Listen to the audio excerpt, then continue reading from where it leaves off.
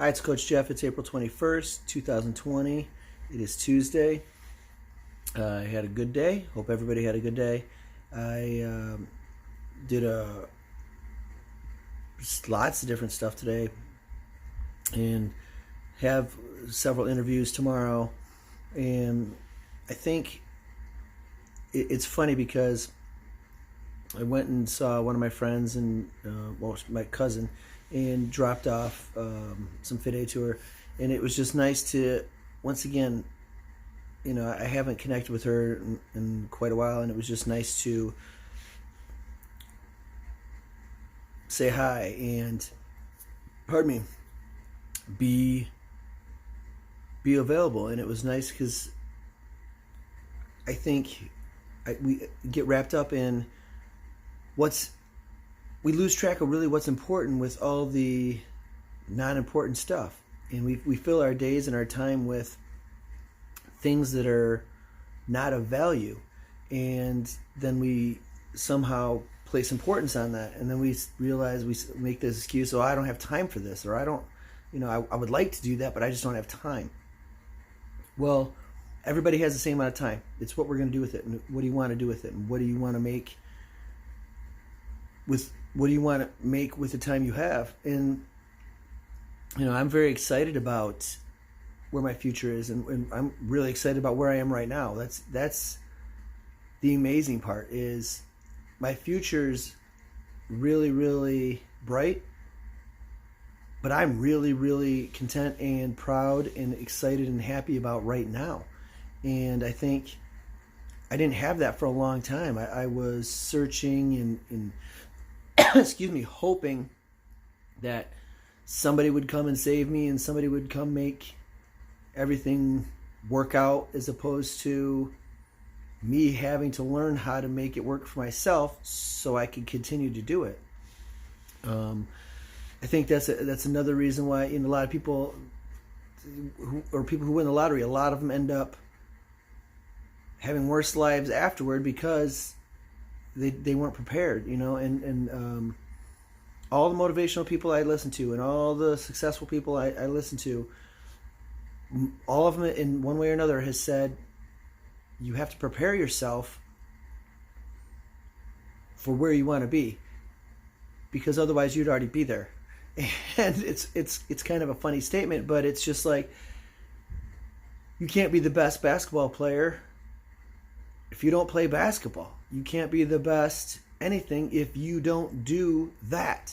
So, I can't be a better inspirational speaker if I don't speak to people and try to inspire them.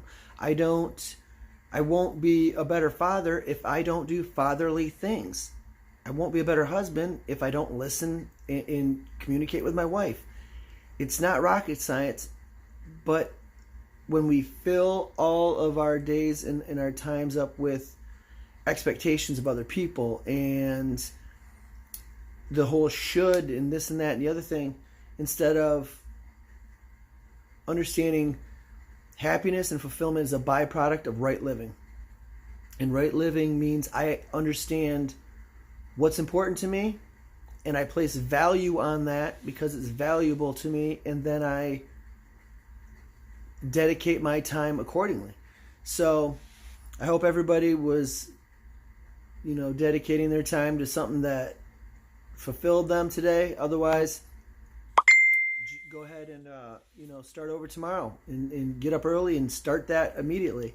I had one of the connection interviews I had with Jillian. She was talking about starting in the day and saying 3 grateful things, and that's what I've added to my repertoire of living. So in the morning when I pray and I do my readings, I say 3 things I'm grateful for. So shocking, it's helped. It's not shocking at all. So thank you, Jill, for that. I appreciate that. And get after it tomorrow. I'm excited. Like I said, I have 2 connection interviews. One with a woman named Melanie, and her husband and her daughter, who had it really, really bad, COVID-19. And then, pardon me. In another interview, Oh, I'm sorry. That one's going to be on Friday. Sorry. So I'm moving that one Friday. And then I have some coaching I get to do at 6:15. And I think that's one of the things is I choose to verbalize stuff that way now. I get to coach. I get to do an interview. I get to work. I get to spend time with my kids. It is a privilege. And so ask anybody who is lost or is prevented from having the simplest things that we take for granted, and then it'll be easy for us to change our wording from I have to I get to. So I've been starting that with my kids when they say, well, I have to go do homework or I have to go do schoolwork. I said, no, you get to do schoolwork. And I know they might not pay attention to why that's such a big deal, but by the time they're my age, they'll have said that one way or the other, positive or optimistic or negative. They would have said that hundreds of thousands of times. So, and when you say I have to do something, it gives the power over to somebody else or something else. When I choose to do it, it's a lot different. It's my investment in me. So nobody tells you, I care about you.